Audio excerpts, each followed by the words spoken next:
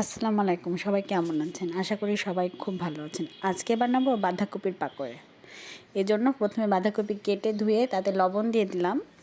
লবণ দিয়ে সুন্দর করে মাখাতে হবে যেন পানিগুলো বের হয়ে যায়। বাঁধাকপিতে তো অনেক পানি থাকে সাধারণত। দেখেন কতগুলো পানি বের হয়েছে। এখন পানিগুলো সব বের করে চিপে চিপে আমি একটা ঢাকার মধ্যে রেখে দিব। আর আমার কিন্তু রান্না বাঁধাকপি খেতে খুব একটা ভালো লাগে না, ভাজাটাই পাকোড়াটা বেশি ভালো লাগে। আর এখানে আমি বিটরুট নিয়েছি, একটু বিটরুট দিব কালারের জন্য, আর খেতে কিন্তু বিটরুট ভালোই লাগে। আর পরিমাণ মতো পেঁয়াজ, বিটরুট সব কিছু একসাথে মিক্স করতে হবে।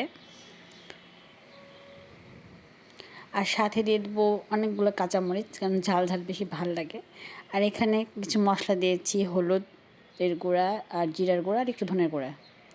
সব কিছু একসাথে ভালো করে মিক্সড করতে হবে। আর যেটা না দিলে নয় সেটা হচ্ছে কি ম্যাগি মশলা। এটাতে টেস্টটা অনেক সুন্দর করে, মানে অনেক মজার করে, খেতে খুবই ভালো লাগে। আর সামান্য একটু চালের ময়দা দিয়ে দিলাম ইয়ার জন্য, মাখার জন্য। সব কিছু সুন্দর করে মাখিয়ে, আর এখানে আমি 2টা ডিম দিব। ডিম দিলে মানে অনেক মজা লাগে খেতে আর কি। আর সামান্য বেকিং সোডা।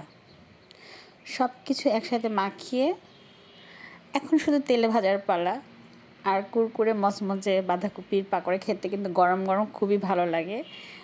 আমার ভাজা প্রায় হয়ে গেছে, দেখেন বিটরুটের জন্য কিন্তু কালারটা খুবই সুন্দর আসছে। আর আমি কিন্তু একটা ভুল করে ফেলেছি, সেই ভুলটা কি শেষে দেখতে পারবেন। এই যে আমার রেডি বাঁধাকপির পাকোড়া, দেখতে ইয়াম্মি হয়েছে, খেতেও ইয়াম্মি হয়েছে।